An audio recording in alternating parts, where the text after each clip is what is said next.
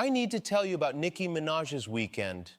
She went to a conservative conference in Arizona, the first one since the founder was killed, and told the crowd that performing for millions of fans worldwide didn't mean as much as this. This, a memorial event at a Phoenix convention center, that's what meant more. Look, I've been doing this long enough to know that people change. I get it. You wake up one day and realize you were wrong about something. Maybe you thought Crocs were ugly and now you own 3 pairs. Maybe you swore you'd never be the parent who bribes their kid with screen time and now you're handing over the iPad at Costco like it's a diplomatic treaty. Fine. We evolve. But there's evolving, and then there's Nicki Minaj standing in front of a crowd at Turning Point USA's America Fest in Phoenix on December 22nd, telling them that all those sold-out arenas, all those stadium tours, all those nights performing for tens of thousands of people who knew every word to super bass, none of that meant as much as being at a conservative youth conference in a convention center in Arizona, at a memorial event for the founder who was assassinated. I'm not making that up. That's what she said, and I'm trying to wrap my head around it because this is Nicki Minaj, the woman who made Starships, the woman who turned Anaconda into a cultural moment, the woman who has performed at the Super Bowl, at award shows, at festivals, where the crowd stretches so far back you need binoculars to see the stage. And she's saying that this, a Sunday afternoon in Phoenix at a political conference, meant more. Let me give you the timeline because it matters. Turning Point USA held their America Fest conference over 4 days, ending December 22nd. This was the first major event since Charlie Kirk, the founder, was killed. His widow, Erica Kirk, was there. And Nicki Minaj showed up as a surprise guest, joined Erica on stage, and proceeded to deliver what can only be described as a full-throated endorsement of President Trump and Vice President J.D. Vance. Not a casual mention. Not a diplomatic both sides thing, a full endorsement with the kind of language you'd use to describe someone who just saved your cat from a tree. Here's what she said, and I'm quoting directly. She has the utmost respect and admiration for our president. She said, Trump and Vance have given so many people hope that there's a chance to beat the bad guys.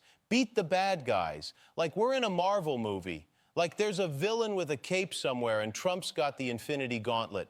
She called them powerful men, smart, strong, with heart and soul. And this is where I had to rewind the video to make sure I heard it right. She said they're relatable and one of us without losing touch. Relatable. She called Donald Trump and J.D. Vance relatable. The guy who lives in a gold-plated penthouse with his name on the side of the building. The guy who has never in his entire life pumped his own gas or stood in line at the DMV or wondered if he should buy the name brand cereal or the store brand because it's $3 cheaper. That guy, relatable, one of us, without losing touch. And J.D. Vance, the venture capitalist turned senator turned vice president, the guy who wrote a book about growing up poor and then spent the next decade hanging out with Silicon Valley billionaires. Also relatable, also one of us, according to Nicki Minaj, who, by the way, is a rapper known for club anthems and verses that go so hard they've been sampled and remixed and turned into ringtones. And she's standing in front of a conservative crowd in Phoenix saying that Trump and Vance are just regular folks who haven't lost touch. I mean, come on. I've lost touch. I didn't know what Skibidi Toilet was until my kid explained it to me, and I still don't fully understand it. I thought Temu was a type of tea. I'm out here losing touch on a daily basis. But sure, Trump and Vance, totally grounded, totally in tune with the common man. You know, the kind of guys who'd help you move a couch if you asked, except they wouldn't, because they've never moved a couch. They've had people for that since 1987. But here's the thing that really got me. Someone asked Nicki about the backlash from the music industry, because obviously there was backlash. You don't show up at a conservative conference and praise Trump without your mentions blowing up. And you know what she said? I didn't notice. That was her answer. I didn't notice. Just a casual, breezy dismissal of what was almost certainly a tidal wave of criticism from her peers, her fans, her entire industry. I didn't notice. Like she was talking about a typo in a group text. And the crowd loved it. They cheered. And then she doubled down. She looked at the crowd and said, "We're the cool kids. We, the cool kids," at a memorial event, at a conservative youth conference in Phoenix. That's the new definition of cool, apparently. Not sold-out arenas, not chart-topping hits, not performing at festivals where people camp out for 3 days just to see you. No, the cool kids are the ones at America Fest in Arizona, nodding along while someone who used to rap about Lamborghinis tells them that Trump is relatable. I'm not saying people can't change their minds. I'm saying there's a gap between changing your mind and this. There's a gap between I've been thinking about some things and I didn't notice the backlash because I'm too busy being a cool kid at a political conference. Okay, so here's the part that's nuts.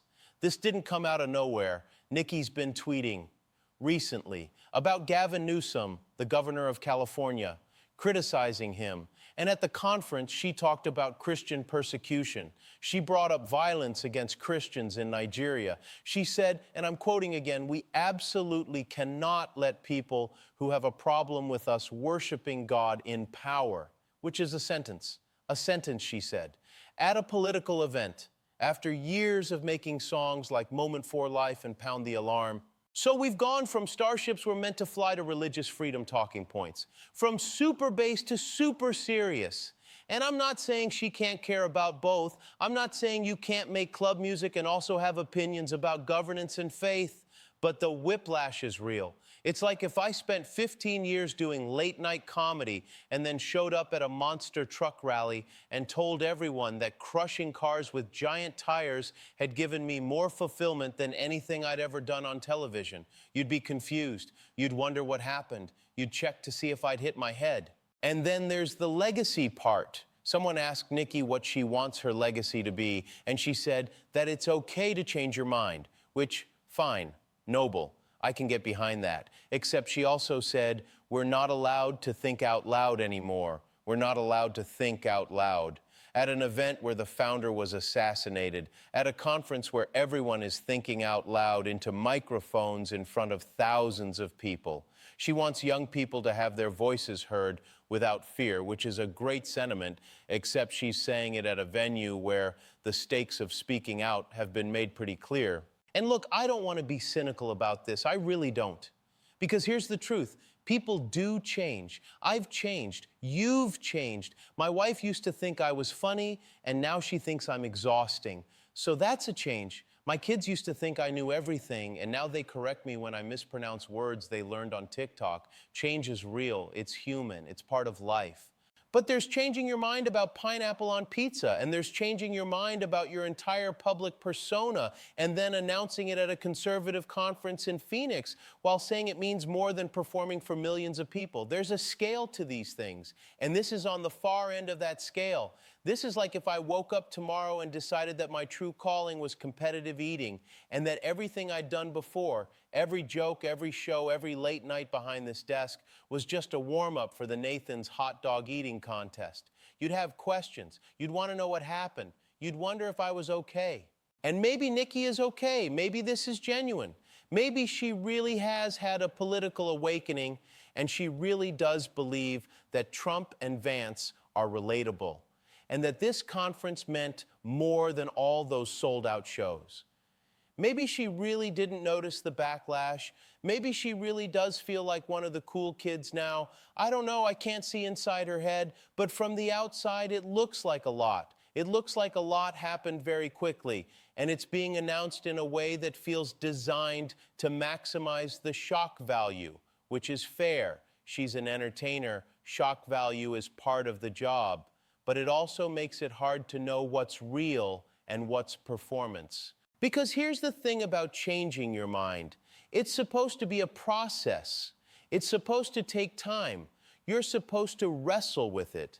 You're supposed to have conversations with people you trust, read things that challenge you, sit with the discomfort of realizing you were wrong, and then eventually you come out the other side with a new perspective. That's how it works. That's how it's supposed to work. But this feels like she skipped a few steps. This feels like she went from 0 to, I have the utmost respect and admiration for our president, without stopping at any of the stations in between. And maybe that's fine. Maybe that's her journey. But it's a weird journey. It's a journey that involves a Phoenix Convention Center and a memorial event and a crowd of conservative youth cheering while she says Trump is one of us. I think about my own parents sometimes. They've changed over the years. They used to be one way about certain things, and now they're another way. And I get it. You live long enough, you see enough, you experience enough, and your views shift. That's normal. That's life. But if my dad called me tomorrow and said that going to a political rally meant more to him than my wedding or the birth of his grandkids, I'd be concerned. I'd ask follow-up questions. I'd want to make sure he was okay, because that's not a normal thing to say. That's not a normal way to frame your priorities. And that's what Nicki said. She said performing for millions of people didn't mean as much as this, as a conference in Phoenix, as a memorial event for a founder who was killed. And I'm sure the people in that room loved hearing it. I'm sure it felt validating. I'm sure it felt like a big moment. But from the outside, it's hard not to wonder what's going on. It's hard not to feel like something got lost in translation. Because performing for millions of people is a big deal. It's a huge deal. It's the kind of thing most people dream about their entire lives and never get to do. And she's done it over and over again. And now she's saying it didn't mean as much as this. I don't know. Maybe I'm overthinking it. Maybe it's simpler than I'm making it. Maybe she just really liked the vibe in Phoenix. Maybe the convention center had good lighting. Maybe someone gave her a really nice gift bag and it changed her whole perspective. I don't know. But I do know that when someone who's been in the public eye for as long as Nicki has suddenly shows up at a conservative conference and starts talking about how Trump and Vance are relatable, and how she didn't notice the backlash, and how this event meant more than performing for millions of people, it's going to raise some eyebrows. It's going to make people ask questions. It's going to make people wonder what happened. And maybe that's the point. Maybe the point is to make people wonder. Maybe the point is to be unpredictable. Maybe the point is to say, you thought you knew me, but you don't. And that's fine. That's her right. But it's also our right to sit here and go, wait, what? It's also our right to be confused. It's also our right to point out that calling Trump and Vance relatable is a choice, a bold choice, a choice that requires some explanation. And I didn't notice the backlash is not an explanation. It's a deflection. It's a way of saying, I'm not going to engage with the criticism, which is fine, but it doesn't actually answer the question. So here we are. Nicki Minaj went to Phoenix. She praised Trump and Vance. She said it meant more than performing for millions of people. She said she didn't notice the backlash. She said they're the cool kids now. And we're all sitting here trying to figure out what just happened, trying to figure out if this is real or if it's performance or if it's some combination of both, trying to figure out how we got from super bass to this, trying to figure out what it means when someone who's been a pop culture icon for over a decade suddenly shows up at a conservative conference and says that this event, this crowd, this moment meant more than everything that came before. I don't have an answer. I don't think anyone does yet. But I do know that if you told me a year ago that Nicki Minaj would be standing in a Phoenix Convention Center calling Trump and Vance relatable, I would have said you were making it up. I would have said that's not a real thing that's going to happen. And yet here we are. It happened. It's real. And now we all have to sit with it. We all have to figure out what it means. We all have to decide if we believe it or if we think something else is going on. And maybe in a few months, we'll have more clarity. Maybe she'll do an interview and explain the whole thing. Maybe she'll walk it back. Maybe she'll double down. Maybe this is just the beginning of a whole new chapter. I don't know. But for now, all we have is this. Nicki Minaj went to Phoenix, praised Trump at a conservative conference, and said it meant more than performing for millions of people. And somewhere, in a sold-out arena that she'll probably never play again, a crowd that used to scream every word to Starships is trying to figure out what the hell just happened. Anyway, we'll see.